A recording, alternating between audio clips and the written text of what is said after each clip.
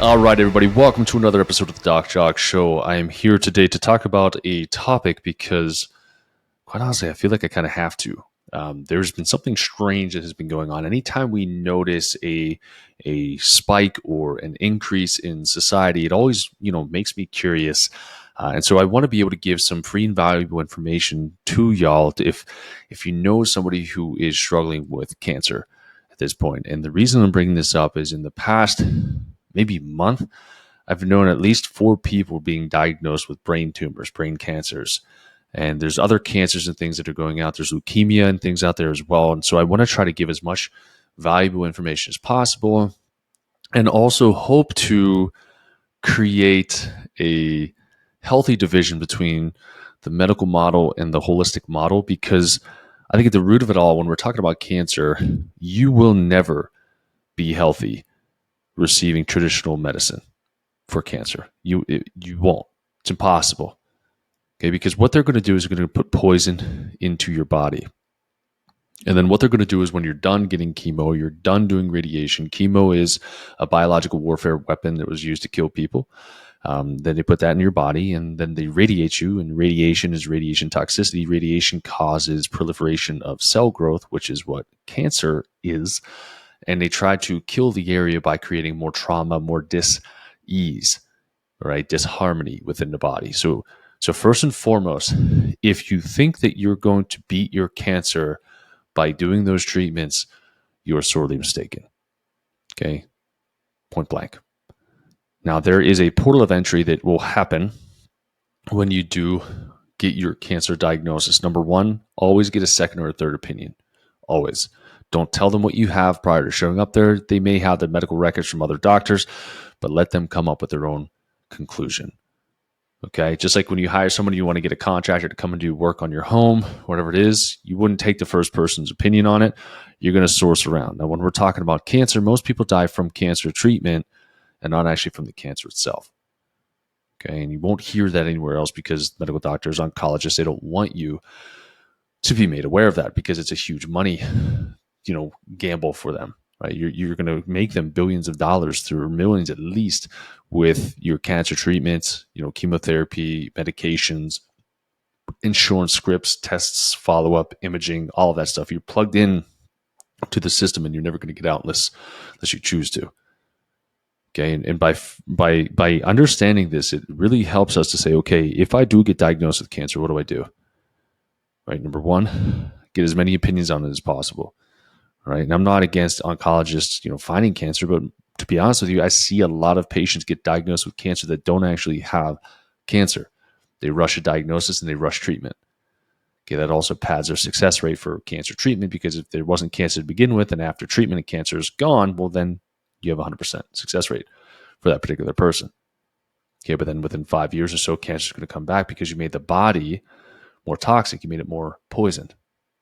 Okay, so when we get the diagnosis, we got to figure out, hey, who else can I get an opinion from?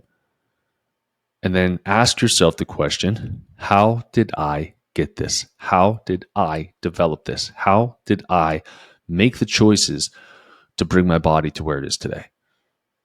Without personal responsibility, without personal awareness, you're not going to be very successful. You may have successful treatment, but afterwards, you're still going to be stuck living the same unhealthy lifestyle that created the cancer to begin with. Okay, and when people are like, what about kids? Well, I tend to shy away from it, but I'm not going to here. Kids, it's the parental fault. It's the parental unit. Okay, or it could be the home that you live in, maybe have mold toxicity, mold overgrowth, mycotoxins that are just floating around the house that's causing cancer to grow in children.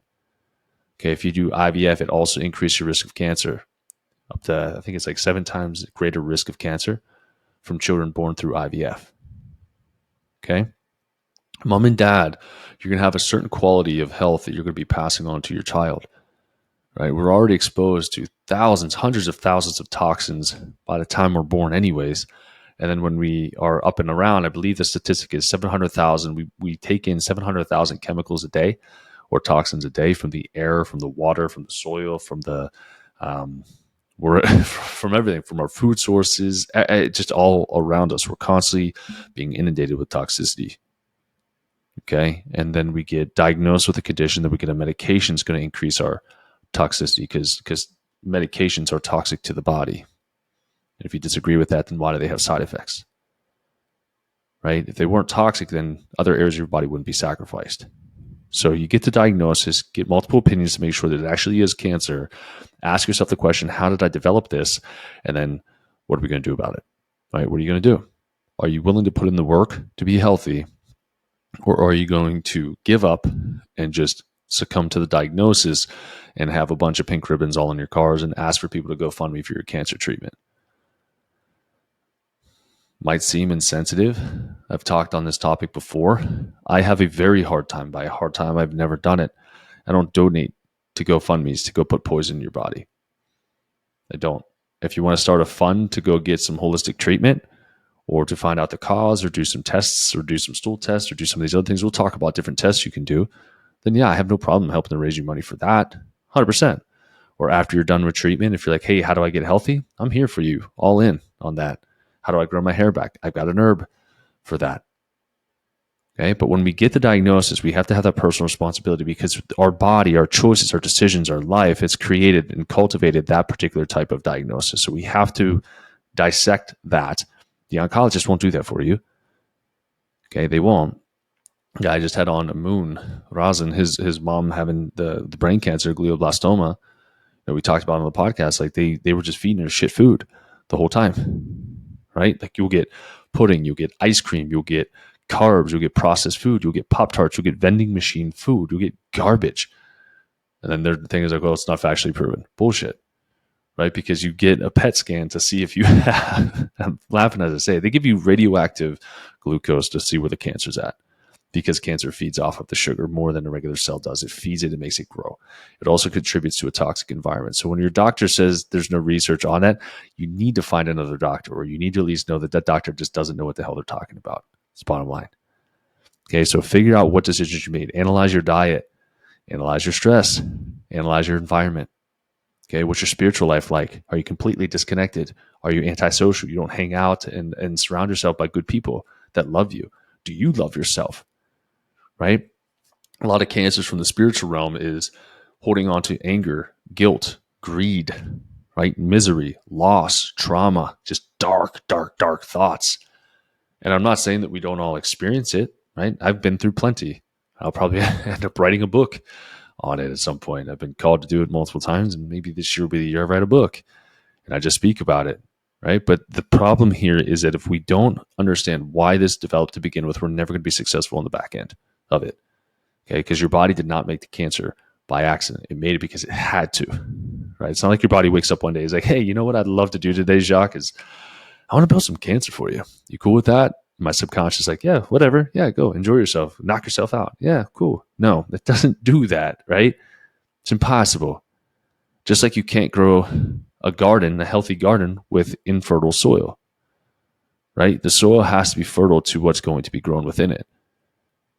So if we think about cancer as in we are a toxic garden, or we are a toxic body, cancer loves that.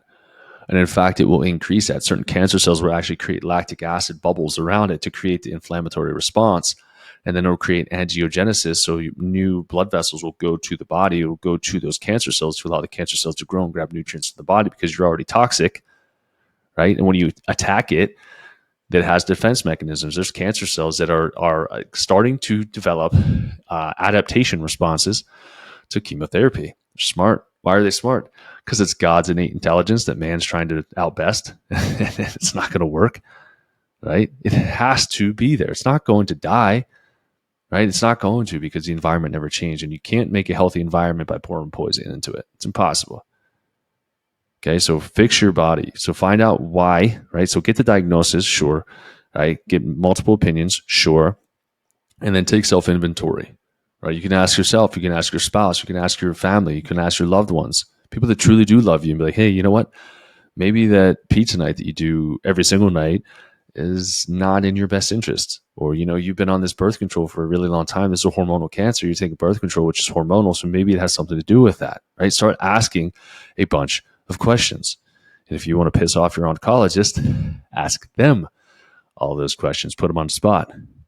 Their excuse, oh no, this just happens 1 out of 3 people. It's your age, it's your genetics, it's your culture, it's your heritage. It's because you have eyes. It's because you have a brain and stuff. So like, yeah, it's because you breathe oxygen.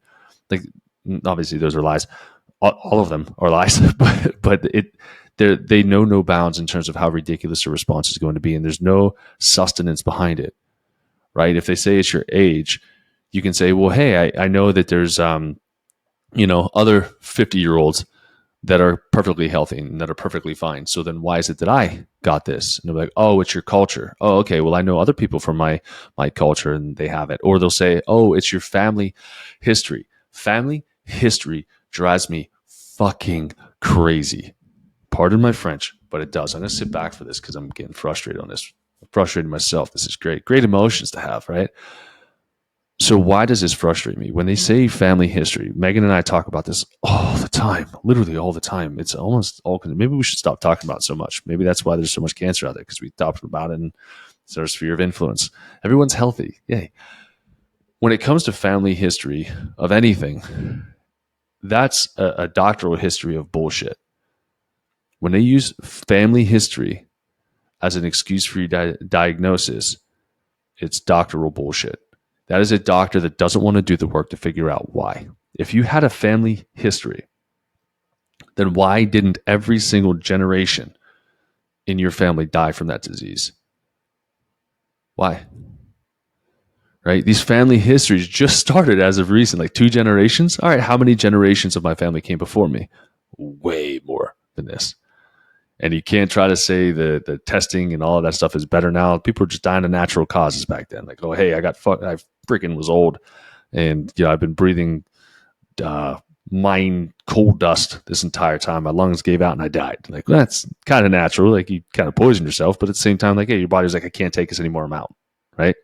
Versus today, it's like, well, don't worry about the fact that your parents were lazy as heck. They never exercised a day in their life. They never drank water. They had no idea about proper salt consumption. They had no idea about stress management. They had no idea about how to eat. They had no idea about how to work. They had no idea about gluten, dairy, corn, soy. They had no idea about glyphosate. Right? If we adopt the same habits as our parents, then we copy the blueprint. So we will have the blueprint of their life. Our day will look almost identical to what your parents did. Right? And then what's going to happen as you get older, you're going to shift into that phase of life. You ask your parents, hey, what do you do now that you have kids? Well, this is how you raise them. And then you adopt those habits, and then you push the same habits and same routines, same thoughts, feelings, beliefs, and emotions onto your kids. Not wise. You perpetuate this fraudulent idea of being genetic. It's not. It's not hereditary. It's not. The poor habits are passed down, but that doesn't have to make up your genes. Okay, and we're going to do a podcast on genes because we're going to be talking about genes being meh when it comes to this new age healing stuff that's supposedly out there. People are yelling at the rooftops, genetics, genetics, genetics is cool. But I mean, if you have active gene coding, then you need B12 and folate or B vitamins. Cool. Get a healthy diet, right? I digress. Going back into this. So in order to fix your cancer, you have to fix the environment. And you can't fix an environment without knowing what the environment is like. Okay? So I'm going to express that. You cannot fix cancer. You cannot kill cancer. You cannot cure cancer until you test the soil, until you test your body. And what might that look like? Right? Look at your detoxification pathways. Look at your toxic burden. You can run organic acids panels. Right? You can do a stool panel. Your immune system's in your gut. A lot of cancers are going to be correlated and caused from gut dysfunction. Right? What about hormonal systems? Right? What about your thyroid? What about blood sugar? What about stress? What about your cortisol reads? Are they going to test any of those? Any at all in a hospital? No. You're going to do a CBC and CMP. Check your liver, check your kidneys, check your white blood cells, and platelet count. That's basically all they're going to do. And maybe you'll get lucky and they'll run some tumor markers and try to see if the tumor markers, if you have multiple myeloma, they'll look at your M spike protein or the M spike and see if you have any issues with that. And then they would be tracking that as well. Right? But none of that is testing the environment. It's testing the result of the environment. Okay? Doctors test the result of a toxic environment, and they treat with medicine the toxic result of the environment. Okay, so it's an indirect problem. Okay, if the house is burning down right now and the fire is coming right from right here, but I'm just standing outside the door and I'm just spraying, my fire extinguisher in here. I'm like, I think it's somewhere, or I'm somewhere else. Let's get the fire spread to, and I'm just spraying it. I'm like, I got it under control in this room, but it burns down the rest of the house. You're like, hey, wait, I was taking care of this, and now there's a problem. Now the whole house is burnt down. How did that happen?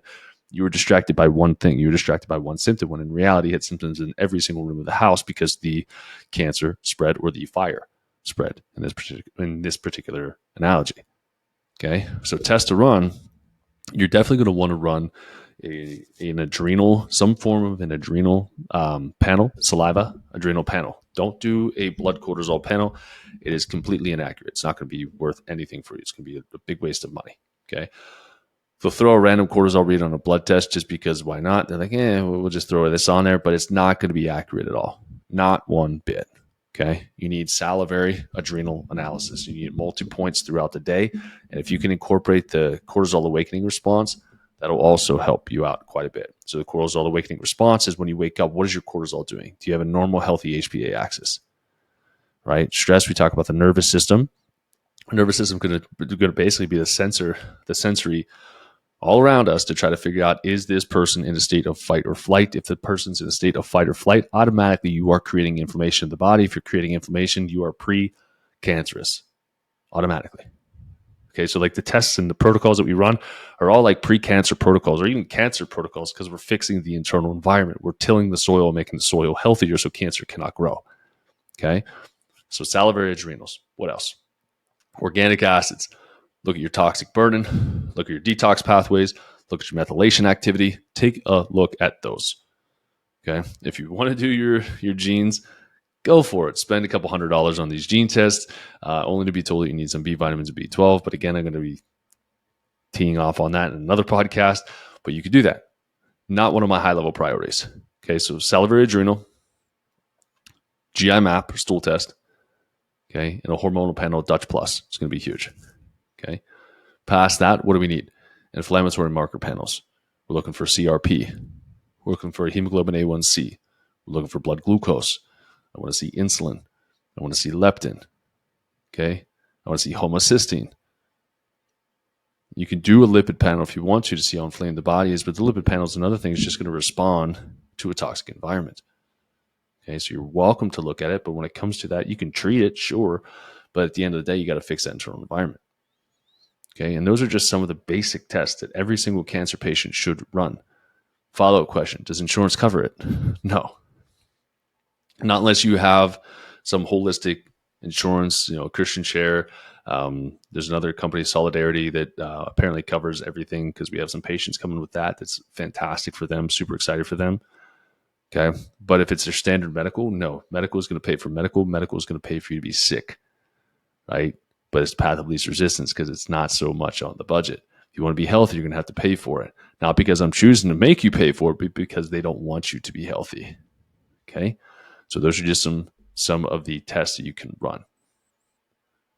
Let's sneeze here.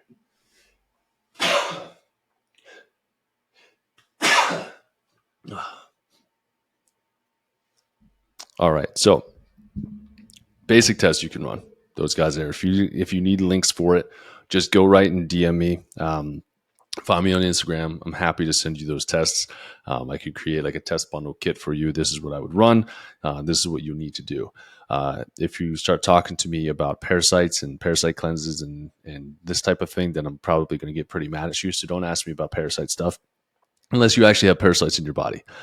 Again, parasites are going to come there if your body is toxic, just like cancer does. People say parasites cause cancer. Well, they could, but also the environment that you had that allowed the parasites to be there is actually what caused the cancer. So it's like keep rewinding until you find the starting point of all of this occurring. Okay. So I'm going to give you some herbs. I'm going to go through here slowly. These are things that you can find super readily anywhere you go. Pretty much, I'm looking at my list, pretty much everything. I'll start with the easy stuff, right? So let's start with garlic. Okay, so garlic is anti-cancer. It's in the spice family with the allium. I think I'm saying that right, but onions, scallions, leeks, those types of things. It's going to boost your immunity. Okay, so it boosts your immune system and causes a decrease in cancer growth. Okay, other things that garlic is great with, garlic, that alicillin that's within it, allium, alicillin, that'll wipe like everything out. So if you have a cough or cold, just start chewing it down on garlic cloves. It'll just basically kill everything for you. Okay. Now, if you have candida overgrowth, or we'll just start with candida. If you have candida overgrowth, you're going to have blood sugar issues anyways. You're going to have worthiness issues, self-esteem issues that are going to happen typically from trauma, maybe some eating disorders and things too. But all that being said, garlic can help to treat that type of overgrowth. Okay.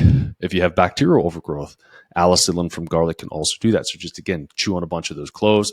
You can chew as many of them as you want, as many as you could tolerate, really, and it will help to kill it off for you. It'll give you some stinky breath, but it will help to kill it. Okay. Now, the other thing too is if you're pregnant, right, and if you've got candida or you have group B strep, you can vaginally insert garlic cloves into the vaginal canal, and that also helps to externally, kind of internal, but externally kill those types of infections as well without causing any type of harm to the baby. So just a fun fact for you. Okay, the next one is going to be oregano oil. So oregano oil, this isn't one that I would tell a pregnant person to take, but you can do a couple drops of this. Amun, the guy I just had on, he does this in his water, just a couple drops is in water. It's anti-cancer property, antifungal, antioxidant, anti-parasitic. It causes decrease in cell growth, cancer cell growth, decrease in cancer cell growth, and causes a sexy word known as apoptosis, which is triggered cell death of cancer cells. So super beneficial, super good for you, both from a cancer attack, but also what could potentially be causing a cancer, bacterial overgrowth, yeast overgrowth, parasitic overgrowth. So it's a super good one to have, also super easy to find. Next one's cayenne. So cayenne, if I'm being honest with you, is one that I have just recently been getting into because of Dr. Barbara O'Neill. She does these little things. If you're not following her on Instagram, she's a wealth of knowledge. She does like these in-person talks, and she chops them up and throws all this information online. And then I get obsessed with it. I just sit and watch it because I like to consume when I'm going through my feed. I don't like to be consumed on my feed where I'm being consumed by other people's problems, other people's material, other people's negativity. It just doesn't bring me joy. So when it comes to cayenne, you can basically take this until you're blue in the face. It's phenomenal for like irritable bowel syndrome, IBD. It's a great vasodilator too, so it's warming, has a warming effect on it. So if you are cold or damp in terms of traditional Chinese or the humerals of the body, this can help to warm you up. But there's basically no excess amounts you could take, which is awesome. It's great for the heart too, super great for the heart. But it also causes cancer to grow due to the beta carotene content within it. So I actually have a tincture of cayenne, and one of the plants I grow out back is a cayenne plant. Those things, first off, if you get a cayenne plant, those things take off in a year. Like I'd probably get about 200 things of cayenne off at the same time. It's beautiful. They go green to red, and then you pick them. Oh, it's so great. Just wash your hands after because can burn a little bit with the capsaicin on it. Okay. Next one up is going to be ginger.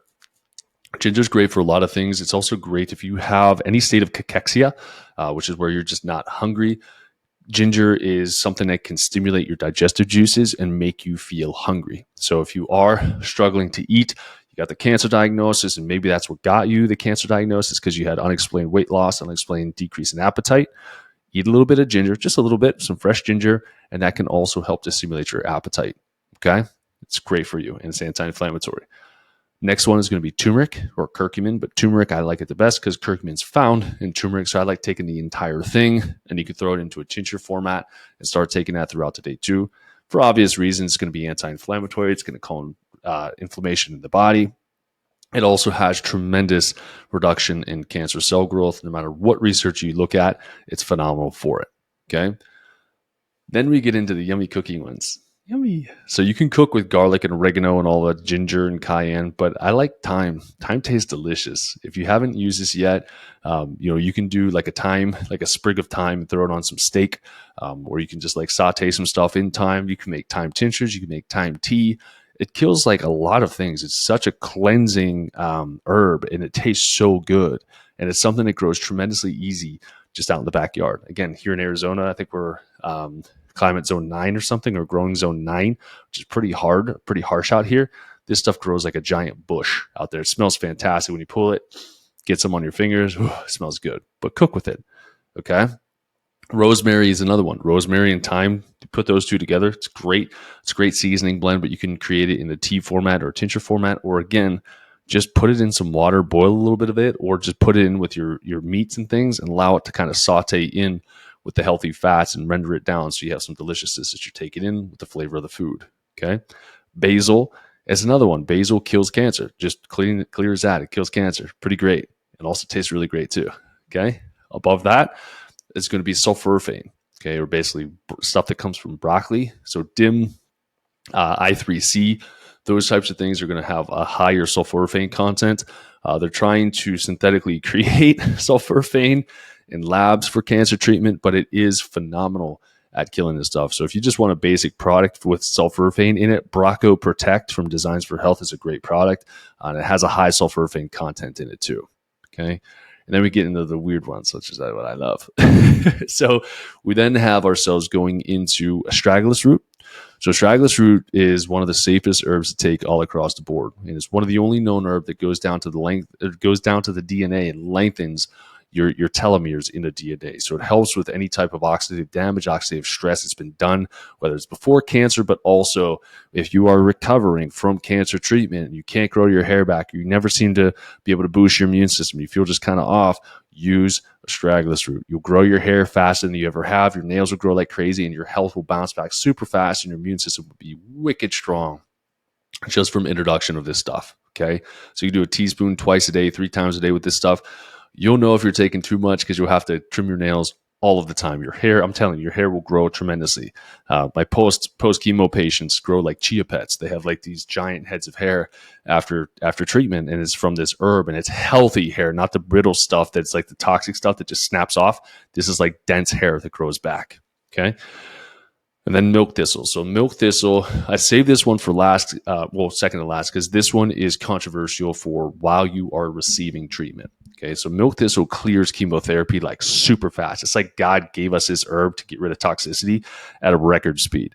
Oncologists hate milk thistle. They hate it because if you're taking milk thistle while receiving chemo treatment, it clears the chemo out and it doesn't allow for the long-lasting, and I'm using air quotations here, but long-lasting effects to stay whenever we're working with chemo. Right. So if you want the maximum benefits of your chemo, or you want to get your money's worth, I guess, of chemo, and you want to get as much as what you're paying for, then don't do milk thistle. You could do it after, but I like to use it during, if the patient is up for it, because it does clear the toxicity levels tremendously. And again, most people die from cancer treatment, not from cancer. So I'd rather clear the liver, get rid of toxicity, get rid of that chemo, so it doesn't just leave the patient, beat up and destroyed afterwards. Okay.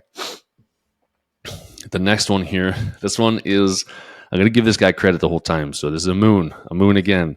So I have this research pulled up here from the guinea hen weed. When he told me about guinea, Guinea, hen, hen, weed, I had no idea what the hell he was talking about. I'm like, what in the world is that? And this is what sparked this conversation of interest. I'm like, what is this stuff?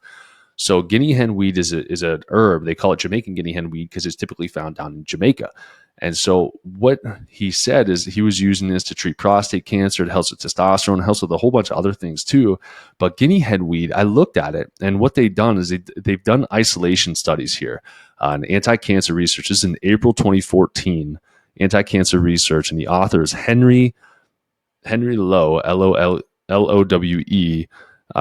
But the study is called Specific RSK Kinase Inhibition with Dibenzyl Trisulfide, an implication for therapeutic treatment of cancer. Okay.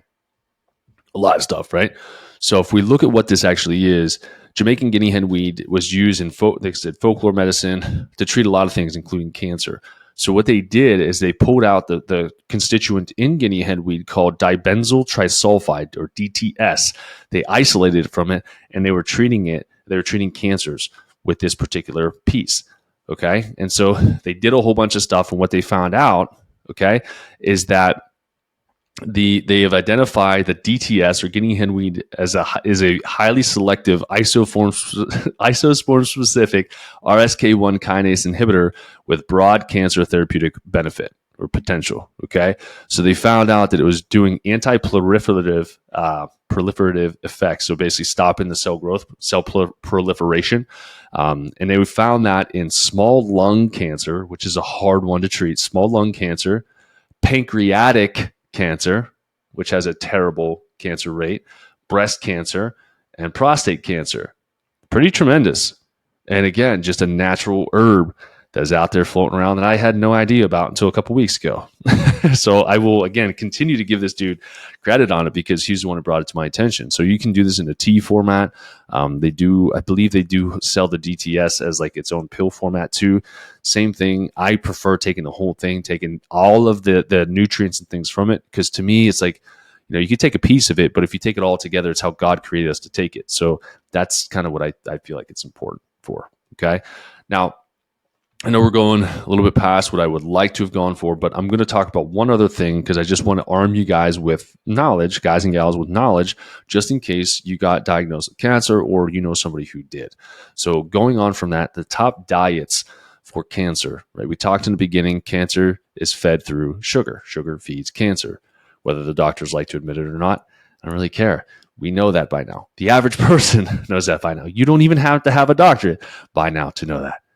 Okay. And this isn't saying, hey, avoid cancer, go for sucralose or Splenda. That shit's terrible, right?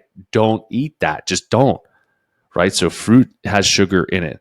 Sugar has sugar in it. Coconut sugar. It doesn't matter if it's like, oh, it's monk fruit sweetener. It's still kind of sugar. Okay. So try to stay away from all of those sweeteners, all the artificial stuff, the maple syrup. Honey can go either way because propolis in the honey can help to kill cancer, help to kill candida too. Just try to do that in moderation. But if it is coming down to a sweetener, just use some honey for it. Okay. So what type of diets are going to be best for cancer? What diets eliminate sugars? Keto. Now, I do suggest a different version of keto because I hate dairy. I think dairy is one of the last things that the medical we'll just call them medical foundation, the medical stronghold has on us, is they're still trying to tell us that milk is good for us. And I don't believe that one bit. Not colostrum, not milk, not milk with lactose pulled out of it, not lactate, which is that. None of it. None of the cheese, none of any of that shit. None of that is designed for us. Okay. We stop producing lactase when we are toddlers, basically getting away from breast milk, which therefore means that we are not designed to consume dairy after we are done taking milk from our mothers. End of story.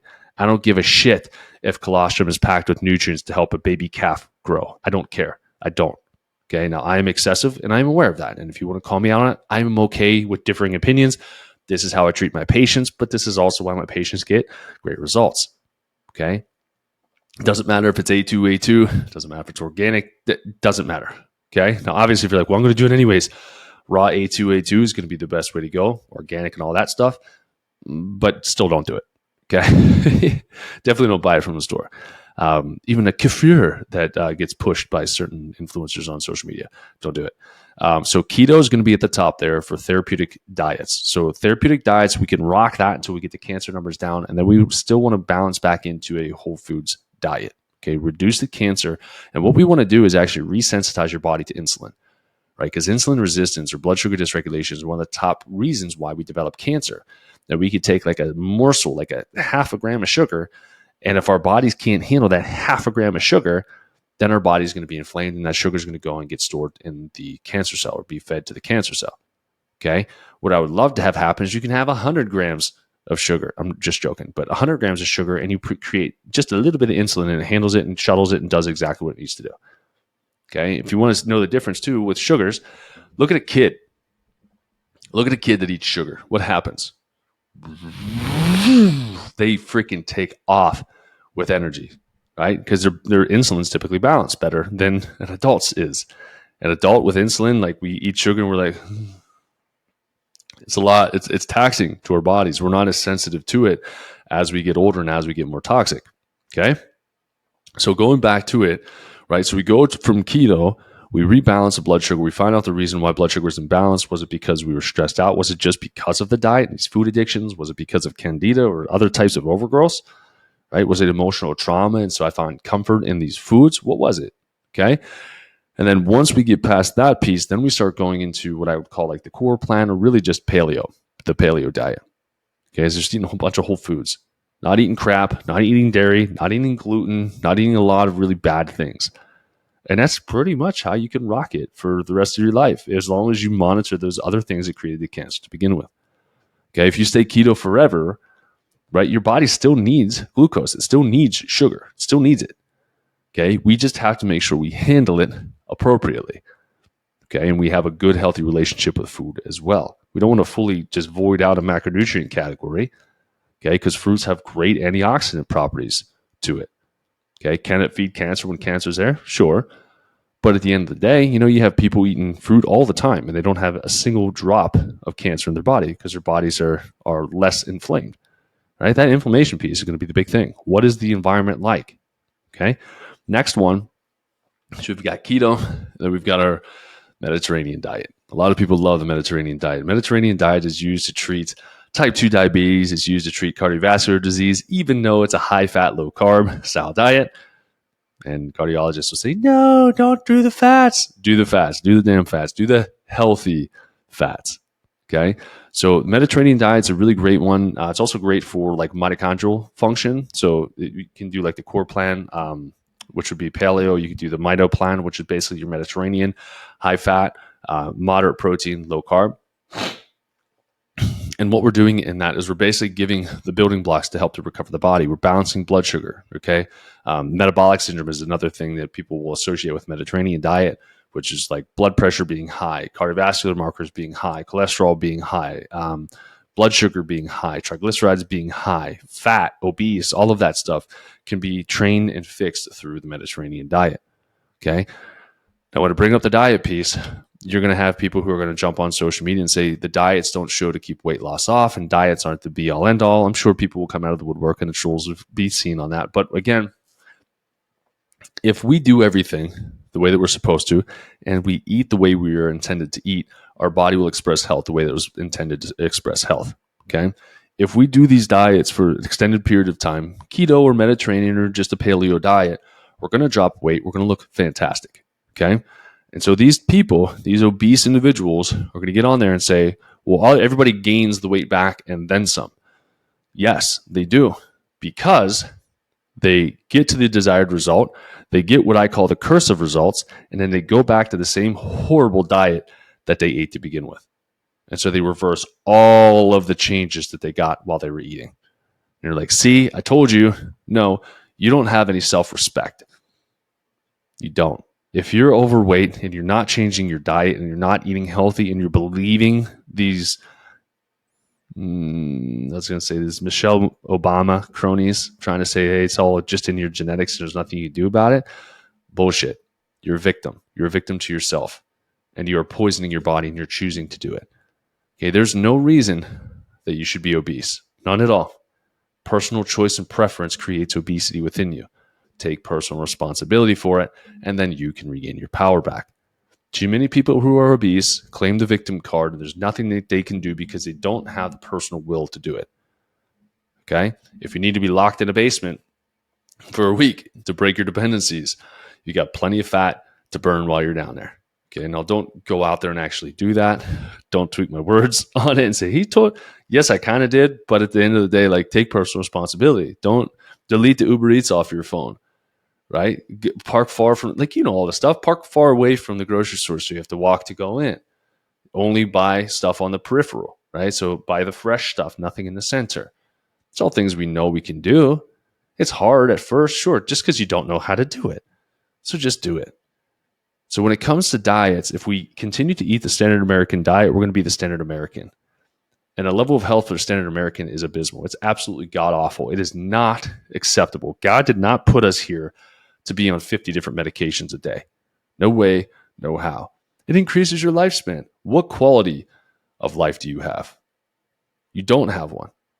Okay, so when you're doing these things, and when you're doing functional medicine protocols with people, and I understand, especially in this economy, I keep talking about this economy, and yeah, it sucks. At the end of the day, there's nothing we can do about it. But when it comes to functional medicine, people get upset because it costs money to be healthy. It costs money to invest. And you're like, man, it's a lot of upfront costs, or the test costs a lot. Well, the test costs a lot because it's finding the cause. It's actually figuring out why you are the way that you are. So you have to dig a little bit deeper. Insurance isn't going to cover it because there's no medications to treat the things that I'm going to find on your tests. There aren't. And if there are, I still don't want you taking them because I'd rather fix the costs. And when it comes to treatments and protocols and diets and those types of things, this is all completely customized to you.